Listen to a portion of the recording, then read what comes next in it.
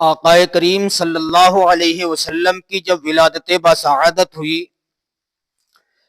آقا کریم صلی اللہ علیہ وسلم جب پیدا ہوئے، ابو لہب نے سنا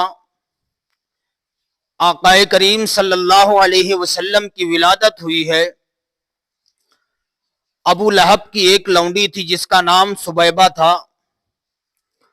ابو لہب نے آقا کریم صلی اللہ علیہ وسلم کی پیدائش کی خوشی میں اپنی لونڈی سبیبہ کو آزاد کر دیا۔ مرنے کے بعد لوگوں نے ابو لہب کو خواب میں دیکھا۔ دیکھنے کے بعد اس سے پوچھا، ما فعل اللہ بکا، اللہ تعالی نے تیرے ساتھ کیا معاملہ فرمایا؟ ابو لہب نے کہا، میں شدید عذاب میں مبتلا ہوں، آگ کے شعلوں میں جل رہا ہوں، لیکن جب پیر کا دن آتا ہے، سوموار کا دن آتا ہے، تو میرے عذاب میں تخفیف کر دی جاتی ہے، مجھ سے کچھ عذاب کم کر دیا جاتا ہے۔ پوچھا گیا ایسا کیوں؟ ابو لہب نے کہا، اس لیے کہ جب محمد پیدا ہوئے تھے، میں نے ان کی پیدائش کی خوشی میں اپنی لونڈی سبیبہ نامی کو آزاد کر دیا تھا۔ سرکار کی پیدائش کی خوشی میں نے سبیبہ کو آزاد کر دیا تھا، اس لیے جب پیر کا دن آتا ہے مجھ سے عذاب اٹھا لیا جاتا ہے۔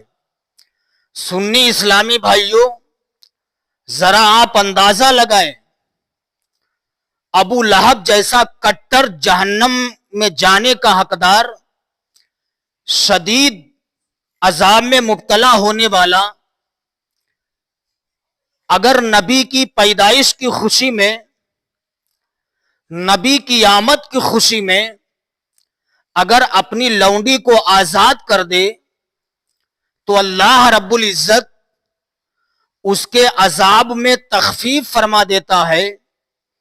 ہم اور آپ اگر نبی کی آمد کی خوشی میں گھروں کو سجائیں گے، گلیوں کو سجائیں گے، مصطفیٰ کی آمد کی خوشی میں ایک دوسرے کو مبارکبادیاں دیں گے، نبی کے نام پر خرچ کریں گے، تو اللہ تعالی ہمارے عذاب میں تخفیف کیوں نہیں فرمائے گا؟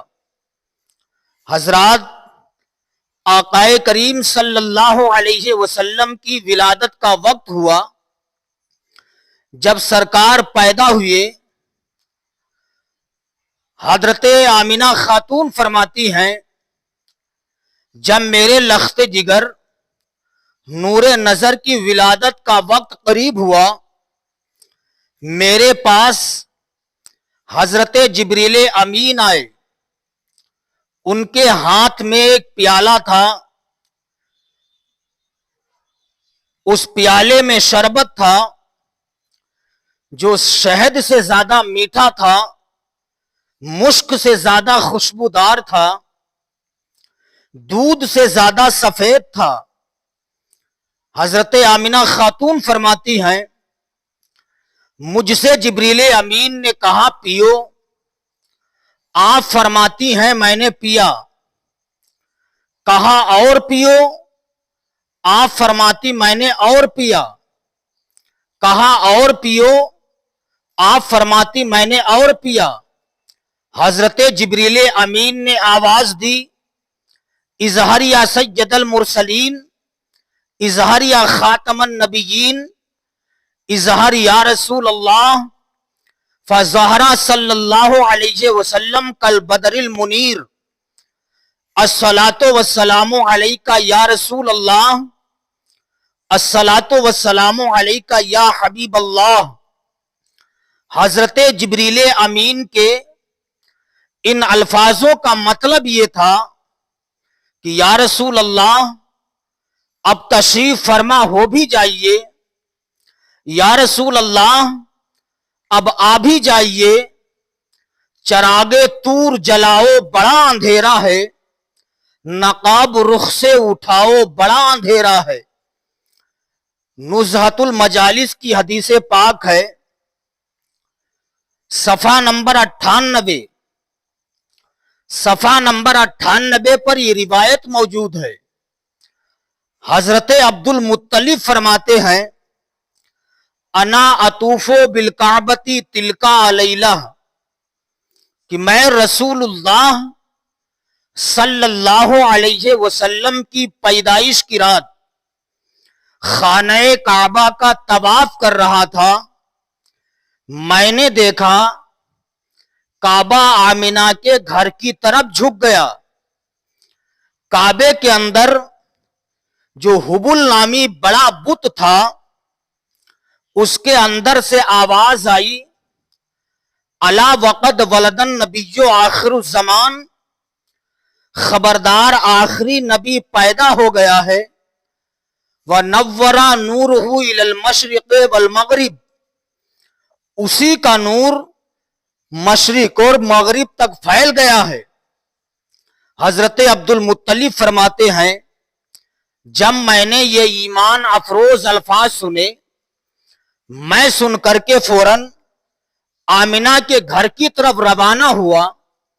میں نے کہنے والے کو کہتے ہوئے سنا کہ وہ کہہ رہا تھا، خبردار نہ کوئی اندر جا سکتا ہے، نہ ابھی کوئی اسے دیکھ نہیں سکتا ہے جب تک کہ اللہ کے فرشتے اس کی زیارت نہ کر لیں۔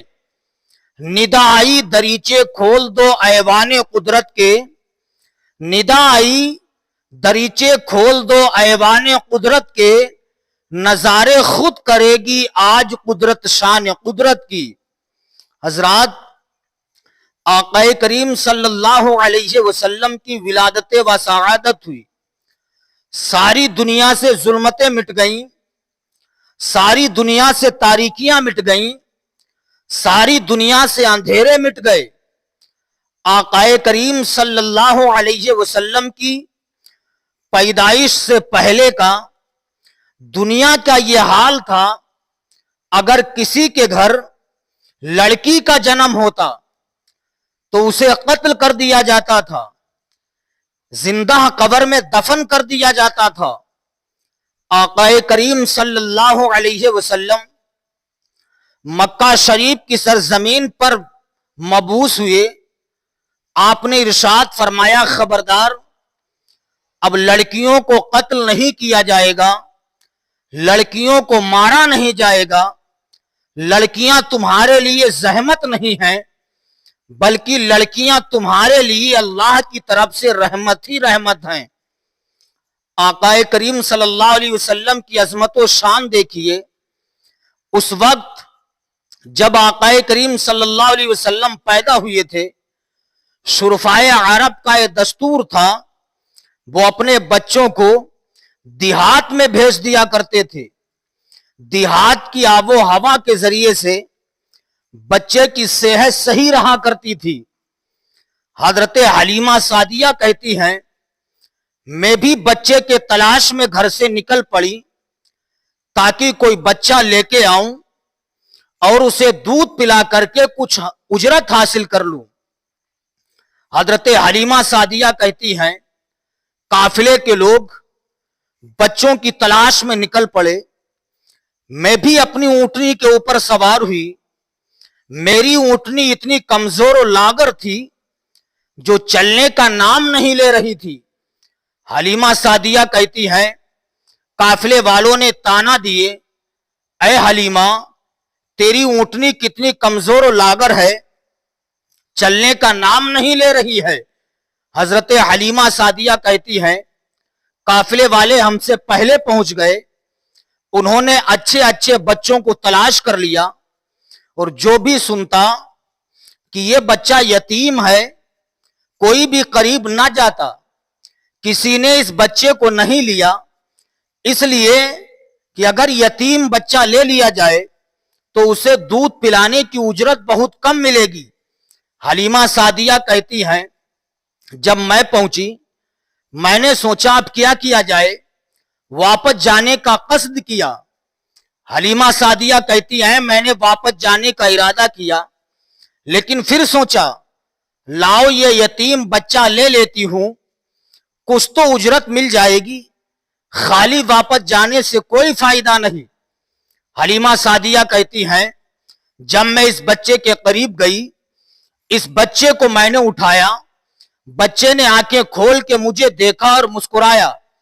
حلیمہ سعدیہ کہتی ہیں اس بچے نے میرے ایک پستان کا دودھ پیا، جب میں نے دوسرا پستان اس کے منہ میں رکھنے کا ارادہ کیا تو بچے نے دوسرا پستان اپنے منہ میں نہیں رکھا۔ حلیمہ سعدیہ کہتی ہیں میں یہ یتیم بچہ جب لے کر کے چلی، قافلے والے ہم سے پہلے نکل چکے تھے۔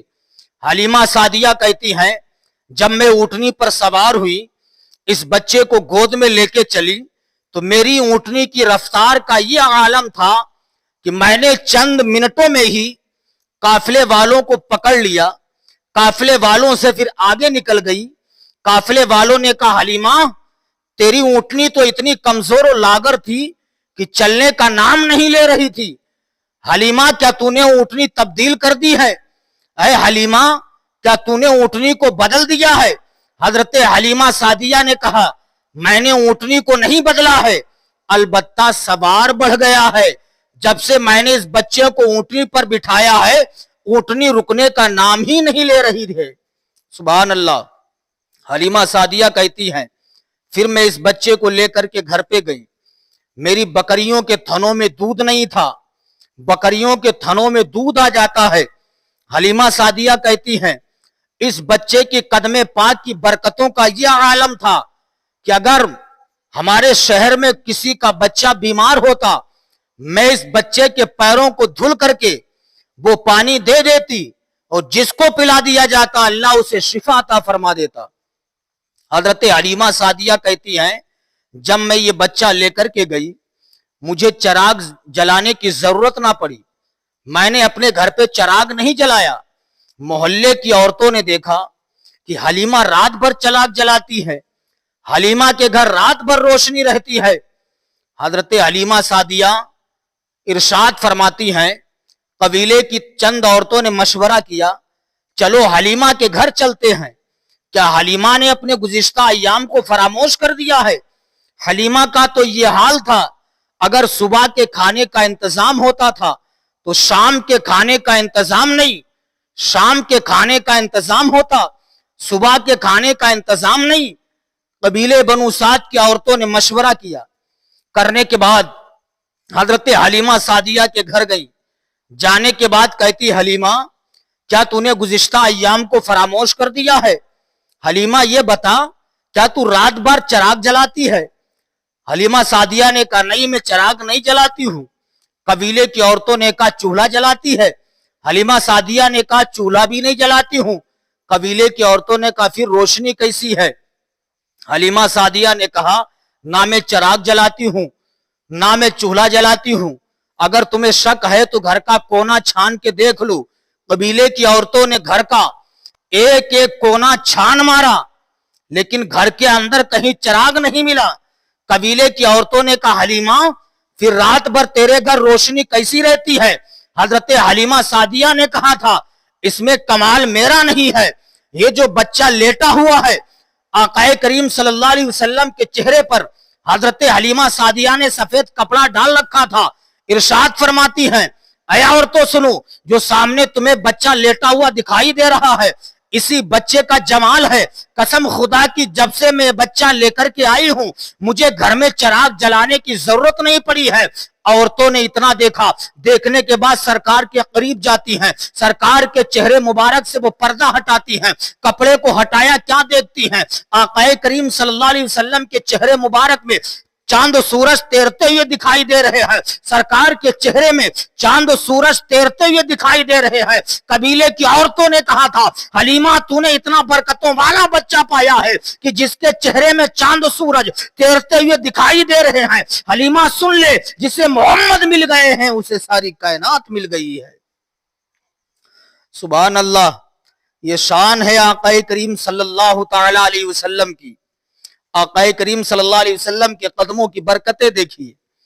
آقا کریم صلی اللہ علیہ وسلم نے حضرت حلیمہ سعدیہ کے گھر پہ قدم رکھا, اتنی برکتیں ہوئیں کہ گھاٹ جو سوکھ چکی تھی سر سبز و شاداب ہو جاتی ہے, درخت ہرے بھرے ہو جاتے ہیں, بکریوں کے تھنوں میں دودھ آ جاتا ہے. سبحان اللہ. اعلیٰ حضرت عظیم البرکت مجدد دین و ملت الشاہ امام احمد رضا خان علیہ رحمت و رضوان ارشاد فرماتے ہیں, صبح طیبہ میں ہوئی بٹتا ہے باڑا نور کا, صدقہ لینے نور کا آیا ہے تارا نور کا, میں گدا تو بادشاہ بھر دے پیالہ نور کا, نور دن دونا تیرا دے ڈال صدقہ نور کا, چاند جھک جاتا ادھر انگلی اٹھاتے جس طرف, کیا ہی چلتا تھا اشاروں پر کھلونا نور